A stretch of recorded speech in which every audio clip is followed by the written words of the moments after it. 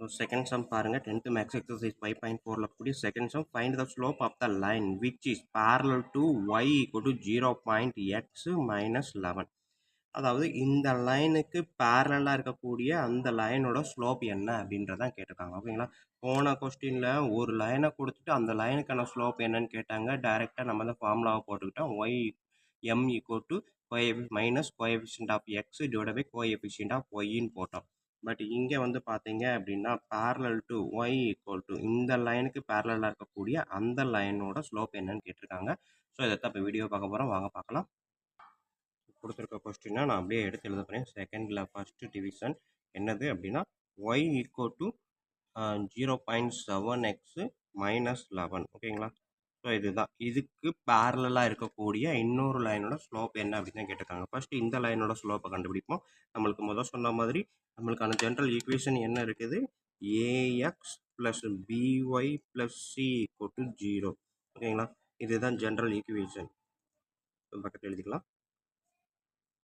General equation ஈக்யூஎன்னா equation. So அப்போ இதை வந்து நான் இந்த ஃபார்மேட்டுக்கு மாற்றும் போது 0.7x இந்த ஒய் அந்த சைடு வரும்போது minus y minus 11 equal to 0. ஓகேங்களா? ஸோ இந்த ஃபார்மேட்டுக்கு மாற்றிட்டேன். இப்போ பார்த்தீங்கன்னா ஸ்லோப்பு எம்சி ஈக்குவல் டு என்ன formula? Coefficient of x minus போட்டுக்கணும். Minus into coefficient of x divided by coefficient of y, அதாவது மைனஸ் ஏ பை பி. இதுதான் நம்மளுக்கு ஃபார்முலா, ஸ்லோப்புக்கான ஃபார்முலா. ஓகேங்களா? ஸோ போன சம்மில் ஒரு இடத்துல இந்த இடத்துல எழுதியிருப்பேன், ரெண்டாவது எழுதல, நீங்களும் அதை நோட் பண்ணிக்கோங்க. எம் அப்படின்றது minus into coefficient of x divide by coefficient of y, minus formula கண்டிப்பாக போடணும். ஸோ இப்போ கோஎஃபிஷியன்ட் ஆஃப் எக்ஸுன்றது எக்ஸுக்கு முன்னாடி இருக்கக்கூடிய ஏ தான். அதே மாதிரி இந்த ஃபார்முலாவில் பார்த்தீங்க அப்படின்னா இங்கே இருக்கக்கூடிய ஃபார்முலா. ஓகேங்களா?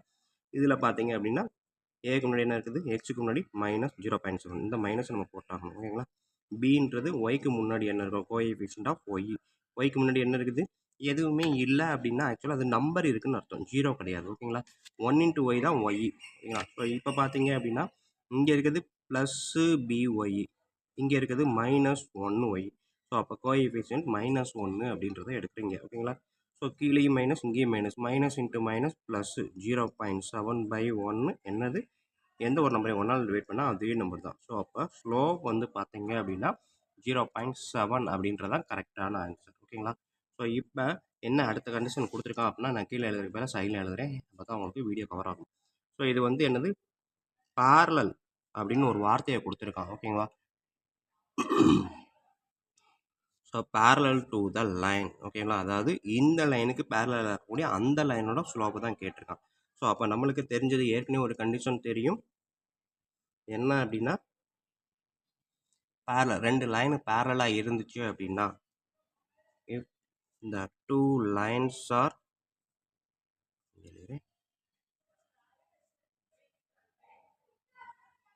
parallel then slope of one line equal to the another line. ஓகேங்களா? ஸோ நீங்கள் உங்களால் இவ்வளோ ஃபுல்லாக ஸ்டேட் பண்ணி எழுத முடியலன்னா ஒன்றுமே பிரச்சனையே கிடையாது. Two lines are parallel. So M1 equal to M2, அவ்வளோதான், சிம்பிளாக முடிச்சுக்கலாம். ஓகேங்களா? ஸோ இது M1 இருந்துச்சு அப்படின்னா அந்த லைனு இருக்கக்கூடிய இன்னொரு லைனுக்கு M2. ஓகேங்களா? ஸோ அப்போ M2 equal to M1 equal to 0.7. So அவன் கேட்டிருக்கிறது இதுதான். புதுசாக வரையக்கூடிய அந்த இன்னொரு லைன் பேரலாக இருக்கக்கூடிய அந்த லைனுக்கான ஸ்லோப் என்ன அப்படின்றது தான். ஸோ 0.7 தான். இதுக்கு என்ன வருமோ அதே தான் அதுவும் வரும். ஏன்னா பேரலல் அப்படின்னு கொடுத்துட்டான். ஓகேங்களா? ரெண்டு லைன் ஒன்றுக்கு ஒன்று பேரலல்னா இதுக்கான ஸ்லோப்பு தான் இந்த லைனுக்குமான ஸ்லோப்பு. ஸோ இந்த லைனுக்கான ஸ்லோப்பு, இந்த லைன் இதுதான்னா இந்த லைனுக்கான ஸ்லோப்பை நம்ம கண்டுபிடிச்சிருக்கோம் அப்படின்றப்ப ஸோ இதை நம்ம 0.7 கண்டுபிடிச்சா அப்போ இதுவுமே 0.7. நம்ம பேர் வைக்காதனால தான் இவ்வளோ தூரம் யோசிக்க வேண்டியதாக இருக்குது. ஓகேங்களா? இது ஏபி அப்படின்ற லைன் வச்சுக்கிட்டோம்னா இது ஏபிக்கான ஸ்லோப்பு. அப்போ இது சிடினா இது சிடிக்கான ஸ்லோப். ஓகேங்களா? ஸோ அதைத்தான் நம்ம அப்படி சொல்லலாம். வேணும்னா இந்த இடத்துல கூட சொல்லலாம், டூ லைன்ஸ் அப்படின்றப்ப ஏபி parallel to CD அப்படின்னு சொல்லிக்கலாம். ஸோ அப்படின்றப்ப ஸ்லோப் ஆஃப் ஏபி வந்து M1னா ஸ்லோப் ஆஃப் சிடி வந்து M2. ஸோ அப்போ M2 ஈக்குவல் டு 0.1 அப்படின்னு சொல்லிக்கலாம். ஓகேங்களா? ஸோ சென்டென்ஸ் உங்களுக்கு எழுத முடியலைன்னா ஒன்றும் பிரச்சனை இல்லை. M1 கண்டுபிடிச்சிக்கோங்க.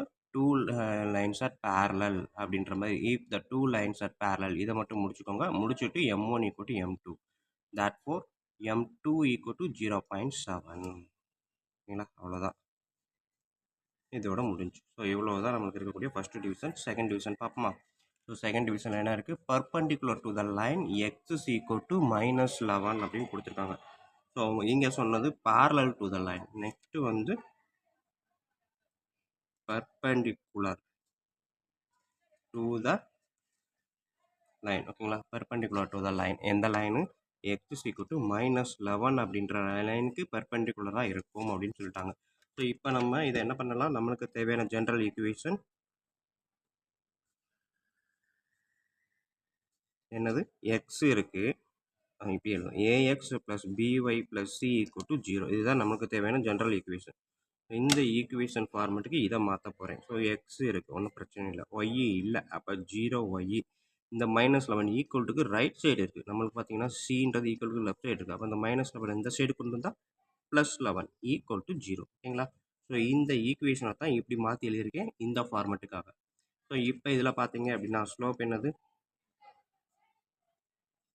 m equal to minus into coefficient of x divided by coefficient of y. இதுதான் வந்து slope of the line. ஓகேங்களா? ஸோ இப்போ இதன்படி பார்த்தீங்க அப்படின்னா மைனஸ் கோஎஃபிஷியன்ட் ஆஃப் எக்ஸுக்கு முன்னாடி நம்பர்ஸ் எதுவும் இல்லைன்னா 1 அப்படின்றத அர்த்தம். ஓகேங்களா?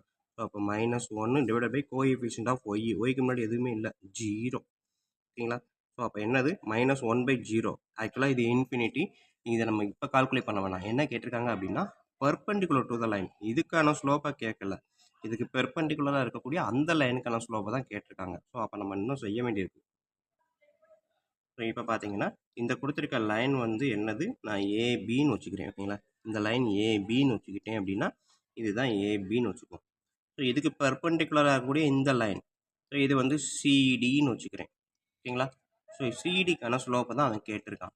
அப்போ சிடிக்கான ஸ்லோப் அப்படின்றப்ப ஏபி நம்ம எழுதலாம். AB perpendicular to CD. ஓகேங்களா? therefore இதுக்கான ஸ்லோப்பு m1ன்னு வச்சுக்கிட்டிங்கன்னா என்ன வரும்? m1 equal to -1/0. ஓகேங்களா?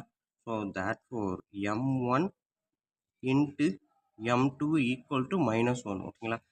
AB perpendicular to CD. therefore m1 into m2 equal to -1. அதாவது ரெண்டு பர்பெண்டிகுலர் லைன் வந்து ஸ்லோப் எடுத்தீங்க அப்படின்னா அது ரெண்டு ஸ்லோப்பையும் மல்டிபிள் பண்ணால் ஆன்சர் -1. இதே இது இங்கே பார்த்தீங்கன்னா ரெண்டு லைனும் பேரலாக இருந்துச்சு அப்படின்னா ஏபி பேரலல் டு சிடி அப்படின்னா m1 ஈக்குவல் டு m2. அதே இது ஏபி பர்பெண்டிகுலர் டு சிடி இருந்துச்சுன்னா m1 into m2 equal to -1. இந்த ரெண்டு கண்டிஷனையும் மைண்டில் வச்சுக்கோங்க எப்போவுமே. ஓகேங்களா? ஸோ அப்போ m1 வந்து எனக்கு -1/0 இன்ட்டு m2 ஈக்குவல் டு -1. ஓகேங்களா? ஸோ நெக்ஸ்ட் ஸ்டெப்பு இந்த -1/0 அப்படியே இந்த சைடு போகுது. m2 equal to -1/0. ஆக்சுவலாக இது ரெண்டுக்கும் இடையில மல்டிப்ளிகேஷன். இது ஃபுல்லாக தனி டேர்ம், இது ஃபுல்லாக தனி டேர்ம். ஸோ இது என்டையராக அந்த சைடு வரும்போது அப்படியே ரெசிப்ரோக்கலாக மாறும். ஓகேங்களா? ஸோ -0/1 அப்படின்னு வரும். ஓகேங்களா? ஸோ இப்போ பாருங்கள் 0/1 0, 0 இன்ட்டு 1 -1 0. ஸோ அப்போ m2 ஈக்குவல் டு 0 அப்படின்றது தான் கரெக்டான ஆன்சர். ஓகேங்களா? ஸோ m1 வந்து -1/0. இந்த இடத்துல நம்ம அன்டிஃபைன்டு எழுதிடலாம். பட் நம்மளுக்கு இதை கேட்கல, இந்த லைனுக்கான ஸ்லோப்பை கேட்கல. இதுக்கு பர்பெண்டிகுலராக இருக்கக்கூடிய அந்த சிடி லைனுக்கான ஸ்லோப்பை தான் கேட்டிருக்காங்க. அப்போ சிடி லைனுக்கான ஸ்லோப் எடுத்துக்கிட்டிங்க அப்படின்னா m1 into m2 equal to -1. அப்போ ரெண்டையும் மல்டிபிள் பண்ணும்போது -1. ஸோ நம்ம சிம்பிளை பண்ணும்போது இந்த என்டையர் டேர்மை ஈக்குவல் டு அந்த சைடு கொண்டு வரும்போது ரெண்டுக்கும் இடையில இருக்கக்கூடிய மல்டிப்ளிகேஷன் டிவிஷனாக வரும். ஸோ அதை எப்படி மாற்றலாம்னா அப்படியே ரெசிப்ரோக்கலாக மாற்றிருக்கேன். ஓகேங்களா? 1/0வை 0/1ன்னு மாற்றிருக்கேன். ஓகேங்களா? ஸோ இப்போ ரெண்டுமே மைனஸு, அது ப்ளஸ்ஸாக மாறும். அடுத்தது பார்த்தீங்கன்னா 1 இன்ட்டு 0 0 தான். 0/anything 0. ஓகேங்களா? 0வால் ஒரு நம்பரை மல்டிபிள் பண்ணாலும் சரி, 0வில் இருந்து ஒரு நம்பரை டிவைட் பண்ணாலும் சரி, ஆன்சர் 0 தான். ஓகேங்களா? ஸோ இவ்வளோ தான் ஸ்டூடெண்ட் நம்மளுக்கு இருக்கக்கூடிய second sum, second division. So கண்டிப்பாக வீடியோ பிடிச்சிருக்கும் நம்புறேன். அப்படி பிடிச்சிருந்தது அப்படின்னா தயவுசெய்து லைக் பண்ணுங்கள், கமெண்ட் பண்ணுங்கள். அதோடு இல்லாமல் உங்கள் நண்பர்களுக்கு ஷேர் பண்ணுங்கள். அவங்களும் பயனடைவாங்க, கூடவே நானும் பயனடைவேன். நன்றி. அடுத்த சம் அடுத்த வீடியோவில் பார்ப்போம். அது வரைக்கும் இந்த சம் ஒரு நிமிஷம் நல்லா பார்த்துக்கோங்க.